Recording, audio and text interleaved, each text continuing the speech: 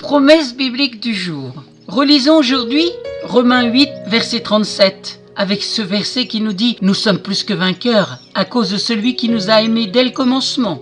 Ce qui est important pour être plus que vainqueur, c'est de marcher non pas par la vue mais par la foi, comme le dit la parole de Dieu dans 2 Corinthiens chapitre 5 verset 7. Afin de marcher par la foi et devenir plus que vainqueur, nous devons comprendre les 3 phases essentielles de la victoire. 1. La compréhension. 2. La confession. 3. La possession. Tout d'abord, nous devons comprendre que la victoire a déjà été acquise par le Seigneur Jésus-Christ et nous devons tout simplement l'appliquer dans notre vie. Relisons ensemble dans 1 Corinthiens chapitre 15 verset 57. « Mais grâce soit rendue à Dieu qui nous donne la victoire par notre Seigneur Jésus-Christ. » Ensuite, la deuxième phase, c'est la confession. Nous devons confesser cette victoire avant de la posséder. C'est ça la foi biblique. Dans la Bible, il y a de nombreux exemples de l'importance de nos paroles. Relisons cela dans Matthieu chapitre 12 verset 37. « Car par tes paroles, tu seras justifié, et par tes paroles, tu seras condamné. » C'est dans Matthieu,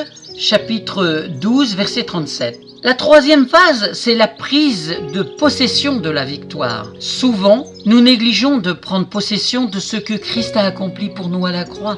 Même après avoir pris possession du pays promis, Josué a été obligé d'exhorter le peuple en leur disant « Jusqu'à quand négligerez-vous de prendre possession du pays que l'Éternel, le Dieu de vos pères, vous a donné ?» Vous pouvez relire ceci dans Josué, chapitre 18, verset 3. En conclusion, souvenons-nous de ces 3 paroles d'exhortation et mettons-les en pratique.